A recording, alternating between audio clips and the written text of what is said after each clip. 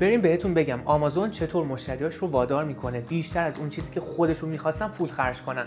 میدونین خیلی من ناراحتم واقعا از اینکه وقتی راجع به مثلا فروش بیشتر به مشتریای فعلی با حالا مدیرای مختلف با صاحبای کسب و کارهای مختلف صحبت میکنم، حالا نمیگم همشون ولی بعضی از اونا میگن این خیلی تکنیک شیطانیه، ما نباید این کار رو انجام بدیم. این افراد معمولا میگن که این کار متضاد با ارزش‌های ماهی که قناعته. حالا بماند که معنی قناعت رو درک نکردن، اما توی دوران کرونا ما به شخصه دیدیم، همه دیدیم که وقتی همه کمتر خرید کنن چقدر همه بدبخت‌تر میشن. بریم راجع به آمازون با هم صحبت کنیم. خب بعد یه تکنیک بهتون میگم که بتونین با خلق ارزش بیشتر به همین مشتری فعلیتون بیشتر بفروشین، یعنی نیاز بیشتری از همین مشتری رو حل کنین و خودتون پول بیشتری به دست بیارین. یک کار کاملا برد. خیلی از آدما وقتی وارد آمازون میشن در نهایت بیشتر از اون چیزی که از اول میخواستن پول خرج میکنن. اما آمازون چیکار میکنه؟ چطور اینقدر حرفه‌ای داره این کار رو انجام میده؟ آمازون میاد بر اساس خریدهای قبلی، بر اساس تاریخچه جستجو حتی به هر مشتری محصولات مرتبط پیشنهاد میده، محصولاتی که احتمال میده مشتری بهشون علاقه داشته باشه. این سیستم پیشنهاددهی روی 35% از خریدهایی که از آمازون میشه تاثیر مثبت میذاره. آمازون تازه سرویس آمازون پرایم رو هم راه انداخته که شما به صورت ماهیانه یک پولی پرداخت میکنین و خدماتی مثل ارسال رایگان، تماشای فیلم و سریال و کلی خدمات دیگر رو دریافت میکنین. همه اینا به آمازون کمک کرده سهمش از کیف پول هر مشتری رو افزایش بده. یه تحلیلگر هم حرف جالبی زده، میگفتش که آمازون پرایم خریداران معمولی که حالا خیلی خرید نمیکنن اما دوست دارن حالا خریدشون زودتر به دستشون برسه رو به معتادای آمازون تبدیل میکنه. حالا آمازون برای اینکه به مشتریای فعلیش حتی بیشتر هم بفروشه اومده فروشگاه‌های حضوری تأسیس کرده و توش کلی چیزی از مواد غذایی گرفته تا لوازم الکترونیکی هم به فروش میرسونه. حالا شما چطور سهم از کیف پول مشتریتون رو افزایش بدین؟ راهاش خیلی متفاوته ها، ولی میخوام یه تکنیک بهتون بگم که توی دایرکت اینستاگرام انجام بدین و سریعا نتیجهش رو ببینین.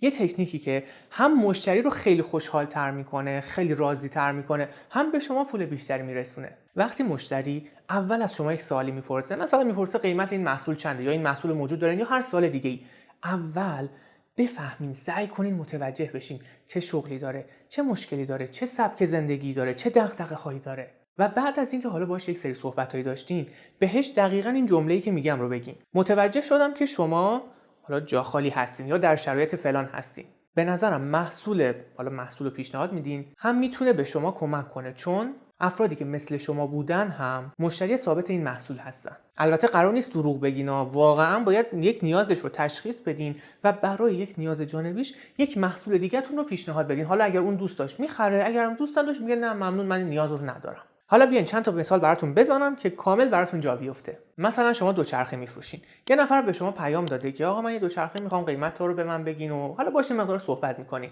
ازش توی صحبتاتون میپرسین که آقا شما دوچرخه رو برای چه کاربردی میخوای؟ اونم میگه که من میخوام دوچرخه بگیرم که باهاش برم محل کار، دیگه ماشین سوار نشم. بعد از اینکه حالا با مشتری صحبتی داشتین، مدل مناسبش رو بهش پیشنهاد کردین و دقیقاً زمانی که مشتری میخواست دوچرخه رو ازتون بخره بهش اینو میگین.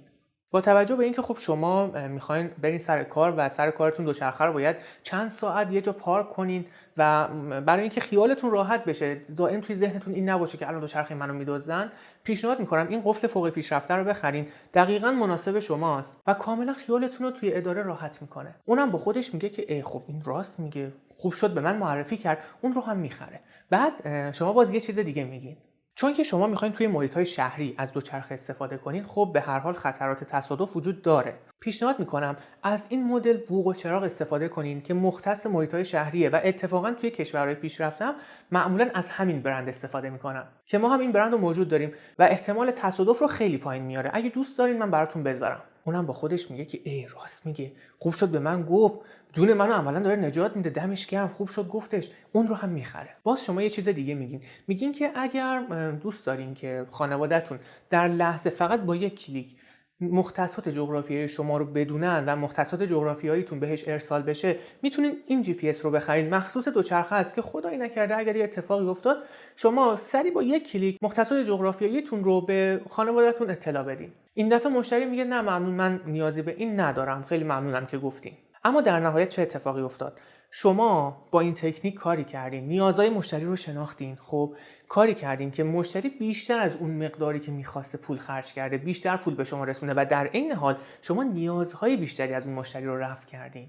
در واقع اینطور نبوده که شما بخواید یک کار شیطانی و جادویی انجام بدین و مشتری رو مثلا سحر و جادو کنین که بیاد محصول بیشتری بخره. نه، نیازهای بیشتری ازش حل کردین، اونم بیشتر به شما پول رسونده. همین.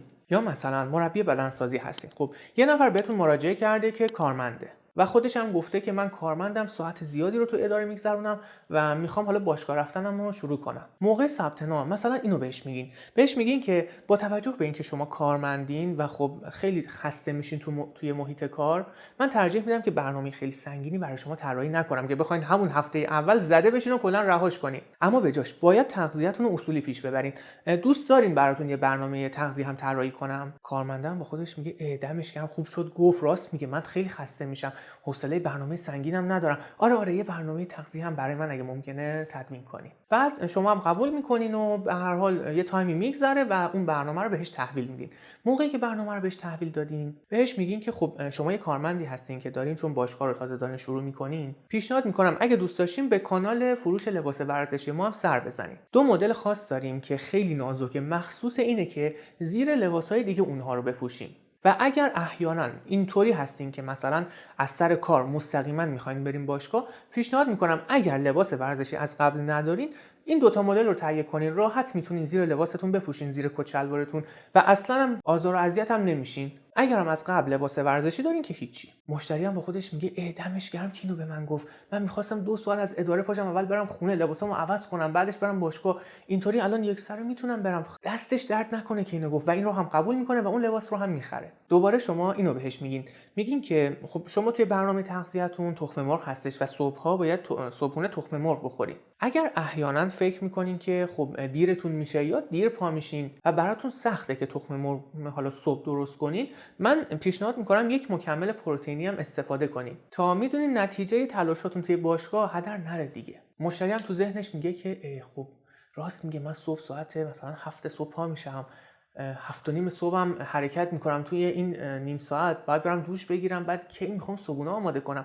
اینجا میگه دمش گرم، خوب شد اینو به من گفت، یه مکمل پروتئینی هم ازتون میخره. اگرم دوست نداشته باشه نمیخره. با این تکنیک ساده شما هم نیازهای جانبی مشتری رو حل کردین، زندگیش رو بهتر کردین و هم بیشتر از اون مقداری که مشتری قصد داشته به شما پول بپردازه فروختین.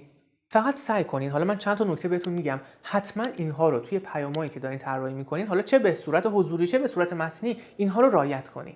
اول همیشه شغل یا سبک زندگی مشتری رو بازگو کنین، قشنگ به زبون بیارین. بعد بگین به مشتری که دقیقاً به چه دلیلی دارین بهش این پیشنهاد رو میدین، احساس نکنه که شما دارین سرش رو کلاه میذارین. بعد از اصل سوشال پروف استفاده کنین. بگین که مشتریای دیگه که شبیه مشتری الان شما چطور از این محصول دارن استفاده میکنن و اتفاقا رضایت هم دارن. البته که قاعدتاً دیگه باید صداقت رو رعایت کنیم اینجا.